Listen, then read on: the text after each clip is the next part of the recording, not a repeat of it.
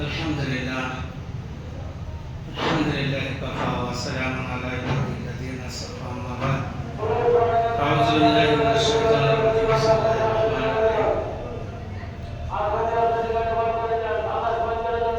قل اللهم مالك الملك تؤتي الملك ممن تشاء وتعز من تشاء وتذل من تشاء بيدك الخير إنك على كل شيء قدير.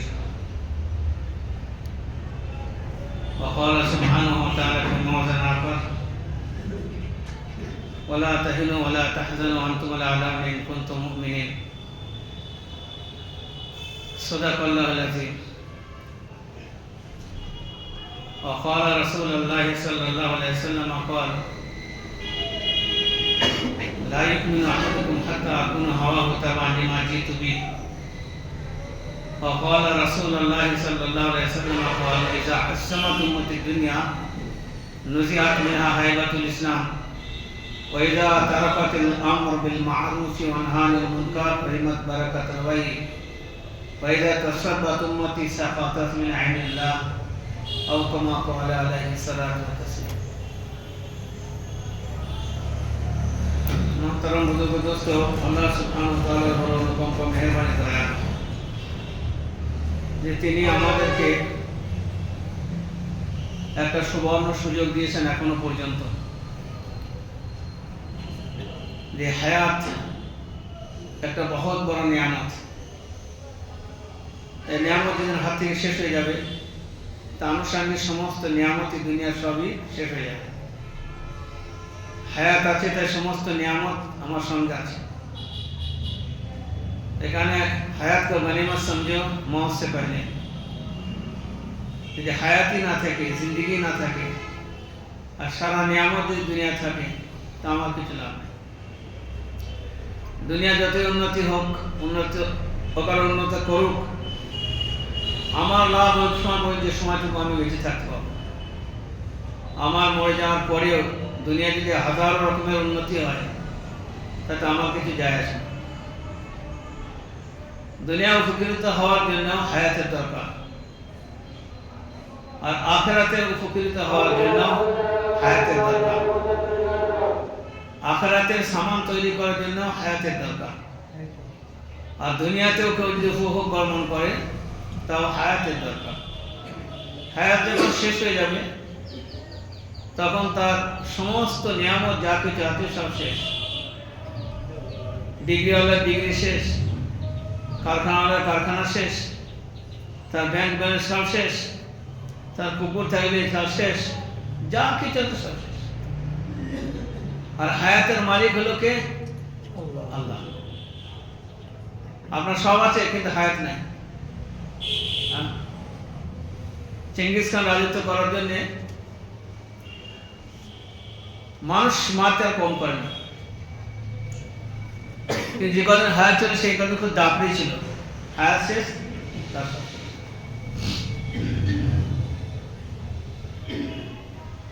ওয়াসিফ বিল্লাহ একটা বিশাল বড় বাদশা ছিল।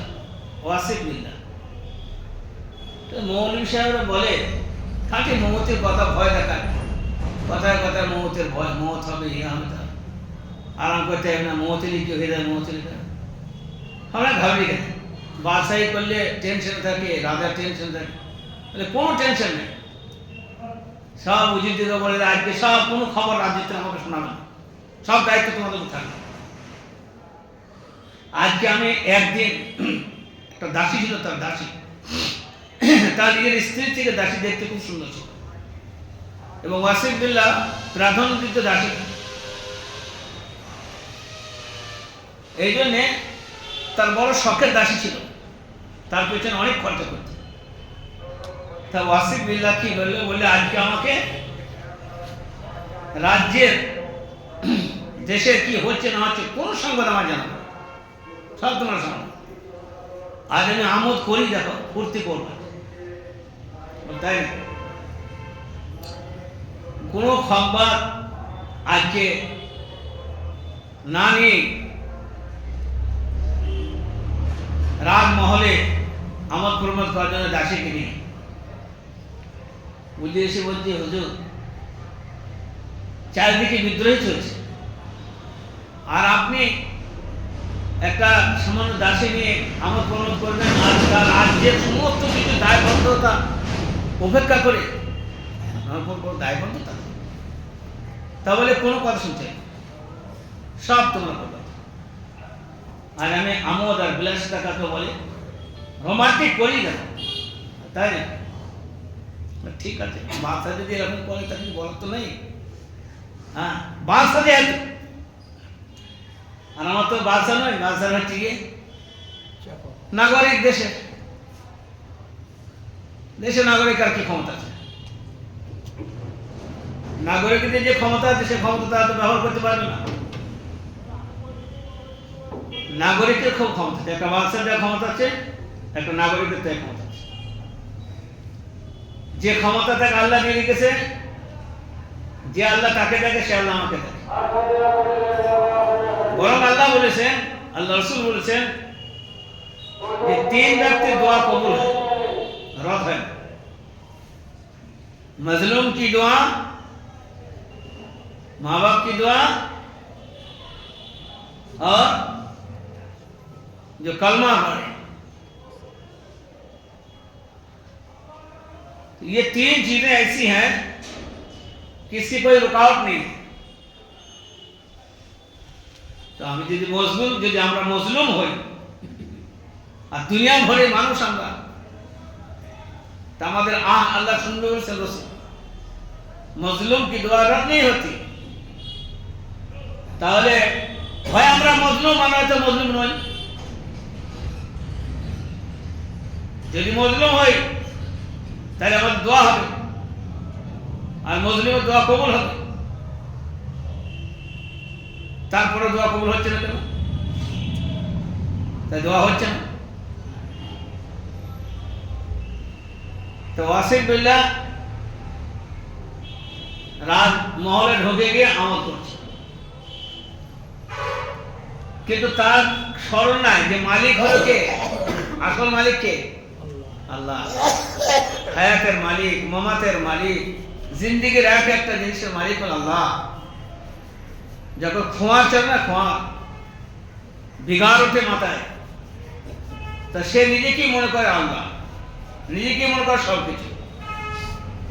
বেশি বুদ্ধি আমার বেশি ভুল। তো মাদিকে নিয়ে যেটা হয়, বিলাসিতা করতে করতে, আমোদ করতে করতে শেষ সীমানায় পৌঁছে, মাদিকে কোলে মাথা নিয়ে আঙ্গুর খাওয়াচ্ছে। আর মাদি যদি রাজার কোলে উঠে আঙ্গুর খায়, আর রাজা যদি তাকে সব নিজের স্ত্রী থেকে বেশি প্রাধান্য দেন, তার সুখ আর সহ্য হচ্ছে না। যখন বাদশার কোলে শুয়ে আছে, তো বাদশা কি করছে, বলো আর তোমার কি চাই? বললে সুখী আমার জায়গা না, খিলখিল করে হাসছে। আর বাদশা একটু করে আঙ্গুর হাতে করে নিচ্ছে আর খাওয়াচ্ছে, পাখি কি যেন দানা খায়। তা আঙ্গুর মুখে দিয়েছে, তা আমলে আর সহ্য না, একটা অট্ট হাসি দিলে বাঁধি, একটা হাসি শ্বাস নালীতে আঙ্গুরটা দিয়ে আটকে গেল। শ্বাস প্রশ্বাস, খাদ্য নালী, শ্বাস প্রশ্বাস নালী আলাদা আছে। যা আঙ্গুর আটকে গেল, তা বাঁধে লুটি পড়ল। আর রাজ্যের মধ্যে সব থেকে হলো তার প্রিয় তোমার জিনিস হলো মাদি। তখন বাসার মাথা খারাপ, বুঝলি বল, এদিক ওদিক করতে করতে বাসার কলি শেষ। বাকি কাজ সব আমার করলো না, বাকি চলে পর্যন্ত পৌঁছেছিল। যেমন শেষ হয়ে গেল, চারদিক থেকে খোঁজ হল, খবর ছিল শেষ। কি হলো, মানে একটা আঙ্গুর খাওয়াচ্ছিল আগে, আঙ্গুর একটা শ্বাসনালীতে আটকে গিয়ে। তো সবাই দাফন কামন করবে। বাদশা বলছে দাফন কাপড় করা হবে না, আমি কোথায় থাকতে পারবো না। দাফন কাপড় কে করবে, কার হেমত আছে? বলছে হুজুর বাদশা সালামত, কদিন আটকাবে, কিন্তু তার তো ভাব আছে, গায়ে গরম আছে। আর মজলুমের দোয়া যতক্ষণ না পড়ছে ও ততক্ষণ ভাব কাটবে না। ও খুব ভাব, ওর এমন ভাব বলা যাবে না, ইস্তেমালের মতো ভাব। লাশের গায়ে হাত দিতে পারছেন কেউ? যে দাফন করবে কেউ হাত দিতে পারছে না।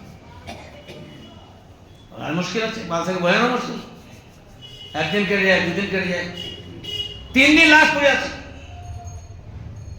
3 দিন পর কি মাটি দেওয়া হবে না কবরে, 3 দিন মধ্যে মাটি দেওয়া হয়। কেউ যদি কোনো কবরে মাটি দিতে পারেনি, দেওয়ার ইচ্ছা করে, তা 3 দিন অতিবাহিত হওয়ার আগে আগে গিয়ে মাটি দিলে মাটি দেওয়া সব পাওয়া যায়। আর মশলা হলো 3 দিনের পর থেকেই মুর্দা ফুলে ফাটতে আরম্ভ হয়। তো 3 দিন হয়ে গেছে, এইবার তার গন্ধ আরম্ভ হয়ে গেছে, আর কাছে ঘেটছে না। তখন হুকুম দিচ্ছে, ওর মাটি হয়ে গেল। ও ছিল বাদশাহ, বড় মাইন্ডেড, বড় চালাক, বড় হোশিয়ার।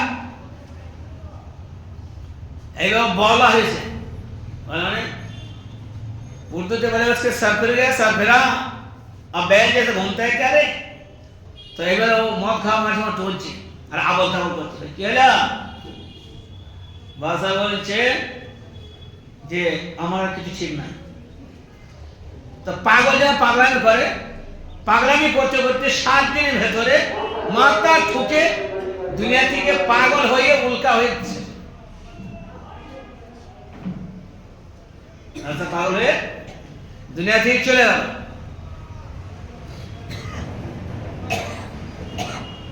থাকলো তার রাজত্ব, থাকলো তার রোমান্টিক, সব বাকি থাকলো, একটা কিছু পূর্ণ হল না। তো হায়াত যদি দিয়ে থাকেন আল্লাহ, তবে সে কিছু করতে পারবে। আর হায়াতের সহি ইস্তেমাল না করলে দুনিয়া থেকে এরকম কুত্তার মৌত মরবে, তাতে সে যেই হোক না কেন। আল্লাহর দিনের সাথে যদি না থাকে, তাহলে পরে সে প্রজাদেরও দুর্ভাগ্য আর সে রাজারও দুর্ভাগ্য। পক্ষান্তরে হয়তো ওমর রাদিয়াল্লাহু তাআলা, হযরত ওমর রাদিয়াল্লাহু তাআলা আমাদের লা ইস্তাখলিফান্না ফিল আরদি খলিফা, কোরআন এলান করেছে রুয়ে জমিনে, পৃথিবীর বুকে ঠিকভাবে সঠিকভাবে বিবেচনা করে রাজত্ব করা, চালানো, সেটা সেই পারবে যে কোরআন এবং হাদিসের জ্ঞান রাখে এবং সেই সম্মত চলে। তা না হলে পরে যারা চলবে সে খেয়ানত করবে, তার দ্বারা সে নিজেও কষ্টে থাকবে, তার প্রজারাও কষ্টে থাকবে। প্রজাদের ফিকির থাকবে, রাজার ফিকির থাকবে যে প্রজাদের জিন্দেগিতে যেন তার দিন থাকে, আমানতদার থাকে। স্বয়ং বাদশাহ আমানতদার হবে। প্রজা যখন খারাপ হবে, আল্লাহর অবাধ্য হবে, তাদের উপরে আল্লাহ জালিম বাদশাহ পরীক্ষিত ভাবে আল্লাহ রেখে দেবেন। আপনি চাইবেন যে সরিয়ে, কিন্তু সরাবেন কে? আমি আয়াত করেছি, কুলিল্লাহুম্মা মালিকাল মুলক, রাজা তিনি নির্বাচন করেন, চেয়ার তিনি দেন, আর তিনি কেড়ে নেন। বাড়ির গার্জেন যদি ভালো হয়, তাহলে বাড়ির সবাই শান্তি। বাড়ির গার্জেন যদি মদখোর হয়, তাহলে সবাই অশান্তি।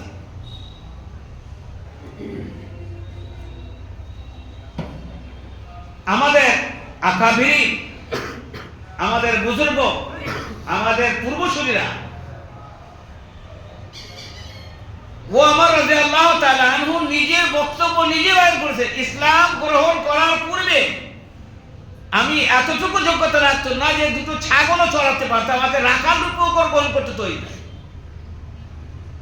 রাখালিতাম, যেটা মাঠে ছেড়ে দিয়ে ছাগল, গরু, ভেড়া চড়িয়ে জীবনযাপন করলেন, তারও অযোগ্য ছিলাম। কিন্তু ইসলামের ছায়া তলে আসার পরে পৃথিবীতে এর পরে এত বড় বাদশা আসেনি, আর আসবে না। ওমর রাদিয়াল্লাহু তাআলা আনহু জামানা মদিনার খলিফা সানি আবু বকরের পরে দ্বিতীয় খলিফা, আর হযরতে আমর বিন আস রাদিয়াল্লাহু তাআলা হচ্ছেন গিয়ে মিশরের গভর্নর, মুখ্যমন্ত্রী। যখন ইসলামের দবদবা তখন খলিফা ওমর বিন আস রাদিয়াল্লাহু তাআলাকে নির্বাচিত করলেন। স্টেট গভর্নমেন্ট ওখানকার প্রজারা অভিযোগ করল, বলে হুজুর আমাদের এখানে একটা এর আগে যারা ছিল সেই সমস্ত স্টেট গভর্নমেন্ট বাদশারা এই কাজ করতে, বলে কি বললে দরিয়ায় নীল শুকিয়ে থাকতো, পানি নাই, নীল দরিয়া শুকিয়ে।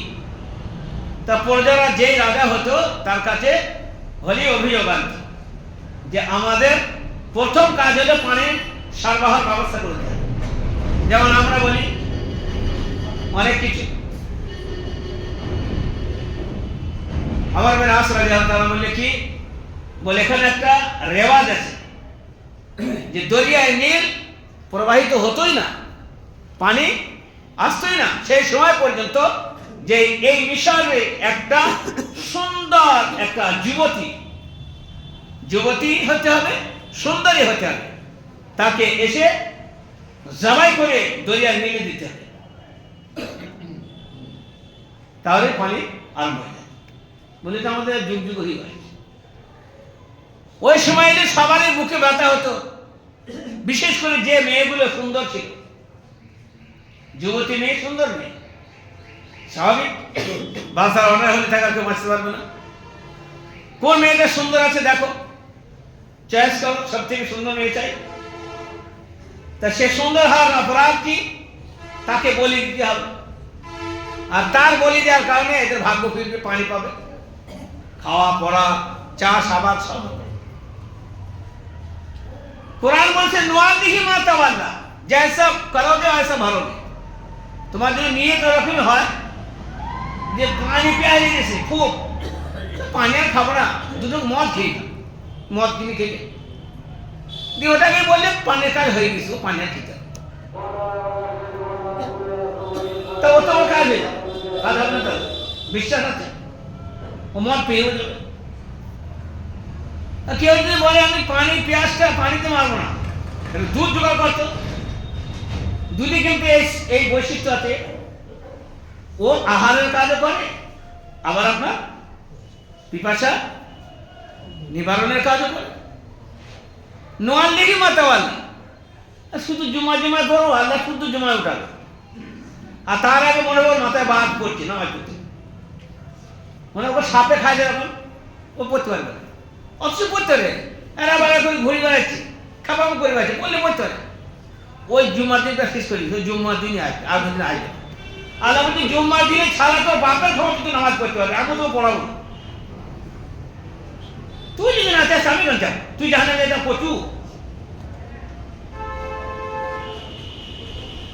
বুড়ো হাম হয়ে গেছে, দাড়ি রাখবে না, আল্লাহ তো কোনো দাড়ি রাখবো না, যেদিন মরবি ওই চাঁচা দাড়িতে কবরে যাবে, আমি রাখাবো না। ও এত ভয় হবে না, কাপড় চাপড় হয়ে যাবে দাড়ি রাখতে বলবো, কেন ইস কি হবে আমাদের, কি বলবে লোকে, তুমি মাথায় দিয়ে বাজারে ঘুরলে কি বলবে, লুঙ্গি পরে বাজারে ঘুরলে কি বলবে, দাঁড়িয়ে কি বাজারে ঘুরলে কি বলবে, অফিসে গেলে কি হবে, আদালতে গেলে কি হবে, আমি থাকবো না আমি কি শেষ হয়ে যাবো, কম্পোজ কিচ্ছু নাই, একটা সুন্নাত মানাহিয়া সুন্নাত ইনদা ফাসাদি উম্মতি মিয়াতু শাহীদ, একটা সুন্নতের আমল করবে, সাহাবাদের 100 জনকে বলা দিয়েছে জিহাদের ময়দানে, তাদের যে ফজল যে বরকত এই মানুষটাকে দেওয়া হবে।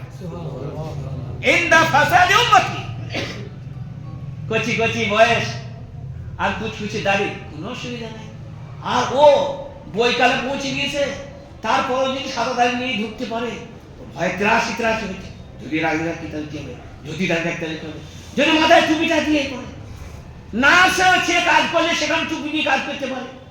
হে ছাগনা জাল উঠেছে, এখন ছাগনা জাল কবে কি হয়ে গেছে, এই ছাগনা জাল মাথায় দিয়ে কাজ করছে, তাতে অসুবিধা। আমি মাথায় টুপিটা মসজিদের বাইরে যেতে না দিতে ডান হাতটা মাথায় উঠছে স্যালুট মারার লেগে, না স্যালুট মারার নয়, নবী পাক সাল্লাল্লাহু আলাইহি ওয়াসাল্লামের সুন্নতটা হরণ করার জন্য টুক করে দিয়ে পকেটে পড়েছে, থাক একটু বাড়ি পর্যন্ত গেল না, বাপরে সর্বনাশ হয়ে যাবে মাথায় টুপিটা, বিশাল সর্বনাশ। আমাদের নোয়ার লিখে মাথা মারে, ও মেয়ে জবাই করতেই হবে, তবে পানি চালু হবে, আল্লাহ বলে পানি চালু করবে না, মেয়ে জবাই কর তবে চালু হয়। তোমার তার জামানা চলে ওমর বিন আস গভর্নর, যখন অভিযোগ সবাই যে মেয়ে জবাই করতে হবে তো না কি হবে, তোমার তো মুসলমান, তা বললে অভিযোগ শোনাও, অভিযোগ আমি শুনবো, ব্যবস্থা আমি করবো ইনশাআল্লাহ। বললে মেয়ে, তা বলে আমি দেখছি মেয়ে জবাই করতে হয় কি করতে আমি দেখছি। অভিযোগ দিয়েছ, ওই পানি চালু হবে না রে, ওরা বলছে চোখ জানা আছে, ও জানাতে নিয়ে মেয়ে জবাই করে দিতে হবে তবে পানি আসবে। ওরা ওই জবাই দলছে, ওদের যে তোকে জবাই করতে হতো, আর পুরো যা মেয়ে সুন্দর হতো তার কলজে ফেলে দিত, বাচ্চাদের লড়তে পারবে না, সুন্দর মেয়ে জন্মদিন ফের করলাম, আমার মেয়েটা এই ভাবিয়েছিল। वो चिट्ठी लिखा है तुम्हारे उमर बिन आस रज़ियल्लाहु ताला बादशाह सलामा, वक्त की तकाजा ये है, बहर नील में एक खूबसूरत लड़की को जब तक न ज़बा किया जाए, उसका खून उसको ना डाला जाए तो यहाँ पानी नहीं आता है, और यहाँ पानी नहीं आए तो कोई काम नहीं होगा। হয়তো উমরের তারা চিঠিটা পড়লেন, চিঠি পড়ার পরে হয়তো উমরের তারা একটা চিঠি ঘুরিয়ে লিখছেন, যার বাংলাটা আমি বলছি।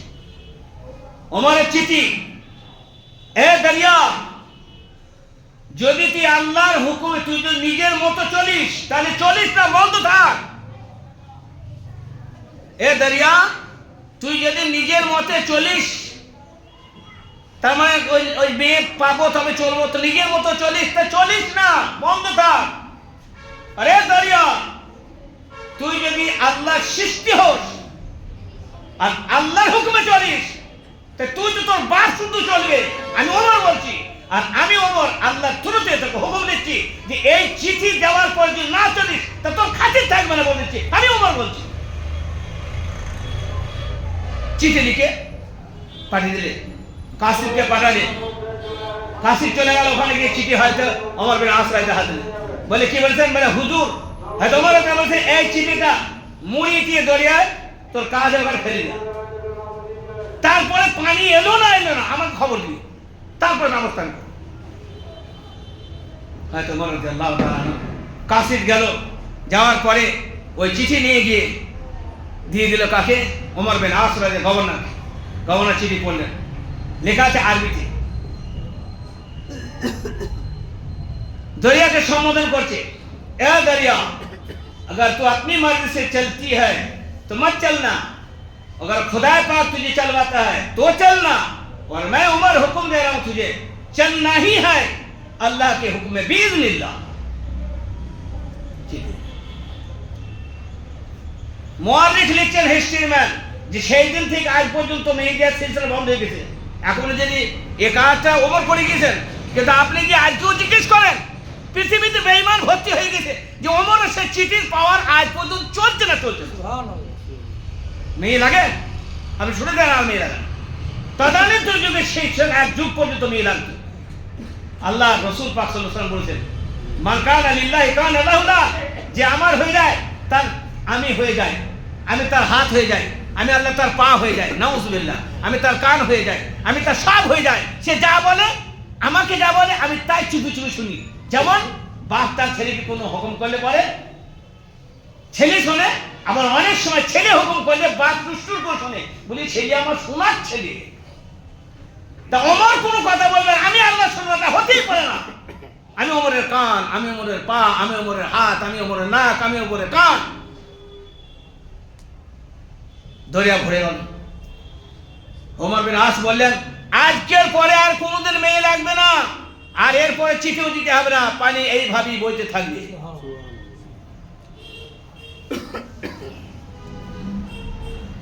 আল্লাহ বলছেন, বাদশাহ লা ইস্তাগলিফান্না ফিল আরদি খলিফা, রুইয়ে জমিনের বাদশাহী তো আমি করবে যে ফর্মুলায়, সেই ফর্মুলা সে থিওরি কোরআনে বিশ্বনবীকে দিয়েছি, আর এটা যারা আমার অনুগত্য স্বীকার করবে একমাত্র ইমানদাররা তারাই চালাতে পারবে, পৃথিবীর কোনো লাল পারবে না।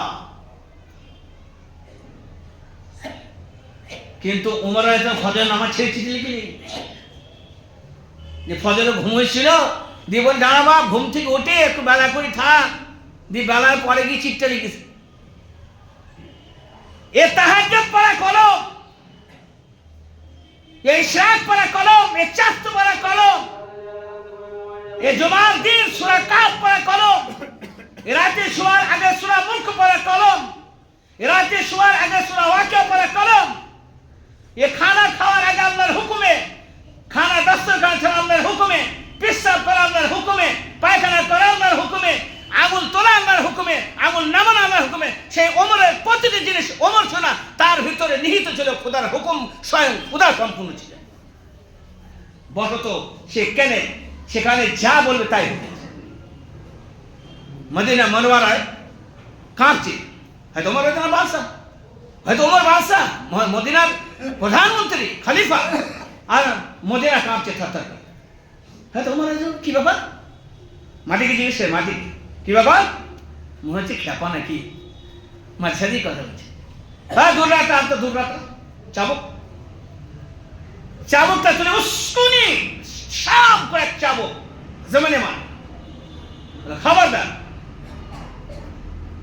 মানুষের অসুবিধা হবে, আজকের পরে যেন কোনদিন হেলা হয় না। ভূমিকম্প হচ্ছিল, বলে আজকের পরে কোনদিন হয় না। সেই কোরআন মেরে গেছে 1400 বছর আগে।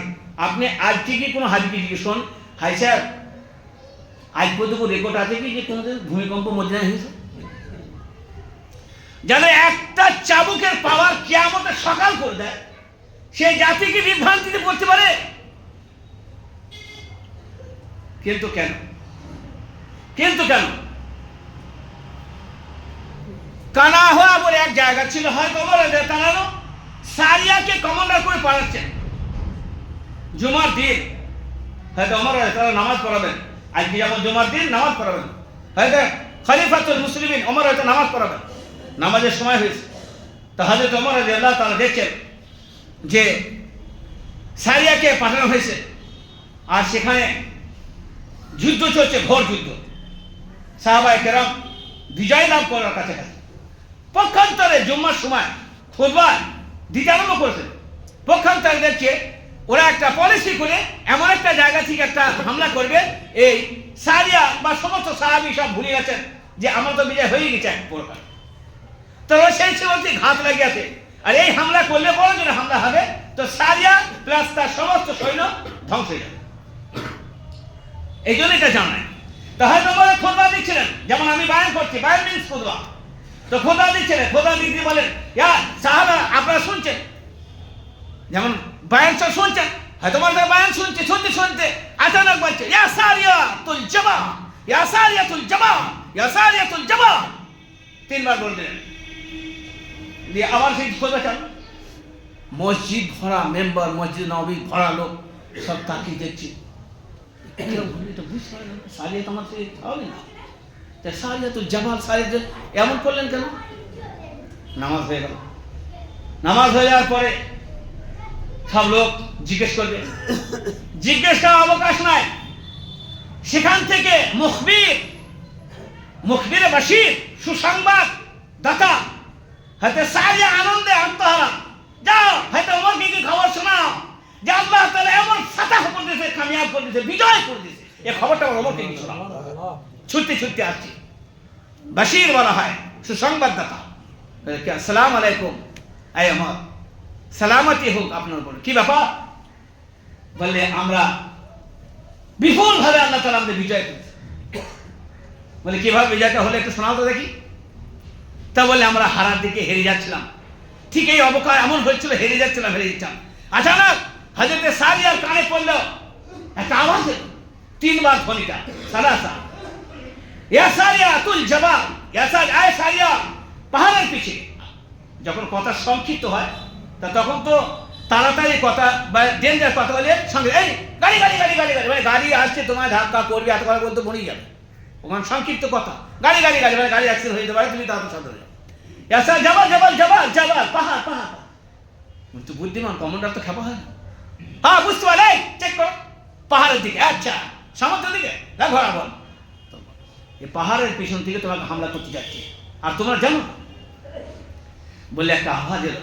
হযরত 3 বার আওয়াজ দিয়েছে, হয়তো সারিয়ার সঙ্গে সঙ্গে বুঝতে পারেন আর আমাদের সৈন্যের মুখ ঘুরিয়ে দিলেন আর সেখানে বিপুল ভাবে আল্লাহ তাআলা জয়ী করতেছে। বলছে কোথায় সারিয়া আর কোথায় হয় তোমার? তো আল্লাহ সুবহানাহু ওয়া তাআলা বলছে আমি বসিরত দিই কাদের? ঈমানদারদের। বসিরত মিন্স হলো দূরদর্শিতা, আগে ভাগে তার বোঝার ক্ষমতা। মাইল হাজার মিল উপেক্ষা করেছে কি করবে, তার দূরভাষ এলাকায় কলম আল্লাহ করে মুমিনদের। সুতরাং মুমিনদেরকে এইভাবে মেটানো, কষ্ট দেওয়া অত সহজ জিনিস নয়, কিন্তু ফলটা যেটা আমাদের মধ্যে আছে সেটা হলো এই যে আমরা মুমিন হতে পারছি না। দোস্ত, যেগুলো আমরা কম্পোজিট করছি, আরে হয় যাবো দুনিয়া থেকে আনালে থাকবো, যখন থাকবো আল্লাহর গোলাম বেড়ে যাও তো মজে কে সাথ জিন্দগি। আর যদি দুনিয়া থেকে যাই তাতে গলা কেটে যায় আর মাথা কেটে যায় আর যেভাবে শহীদ হয়ে যায় তো সঙ্গে সঙ্গে জান্নাত। এ তো হাতির মূল্য লাখ টাকা আর বাঁচলো লাখ টাকা, কোনো চিন্তা নাই। ওয়ালা তাহিনু ওয়ালা তাহজানু ওয়া আনতুম আ'লাউনা ইন কুনতুম মুমিনিন। মুমিন হয়ে যে দুনিয়ার বুকে থাকো তা দুটোর মধ্যে একটা হবে, হয় বিজয়ী হবে আর তা নইলে তোমার গলা যাবে, গলা গেলে সঙ্গে সঙ্গে জান্নাত। আর বিজয়ী হলে পরে তোমার মজাই মজা আসবে, আল্লাহর দিন জিন্দা হবে এই জমিনের বুকে। এই জমিন হলো আল্লাহর, আর আল্লাহর জমিন আল্লাহর প্রতিনিধি হলো আল্লাহর শ্রেষ্ঠ যারা হুকুম মানে তারাই আসল তার হক রাখে পরিচালনা করার জন্য। সেই জন্যে আমরা যদি দিনের উপরে চলতে সক্ষম না হয় তাহলে পরে দুনিয়াতেও আমরা অক্ষম আর আখিরাতেও আমরা লজ্জিত হব। সেই জন্যে আমাদেরকে ভাবতে হবে যে আমাদের জীবন ধন্য করার জন্যে জনাবে রাসূলুল্লাহ সাল্লাল্লাহু আলাইহি ওয়াসাল্লামের যে পবিত্র তরিকা, শুধু কবর থেকে বাঁচার জন্য না, জাহান্নাম থেকে বাঁচার জন্য নয়, দুনিয়ার জীবনটা বহু সম্মানিত জীবন হবে আর খুব ভালো জীবন আল্লাহ দেবেন আর আখিরাতের জীবনটা ভালো দেবেন।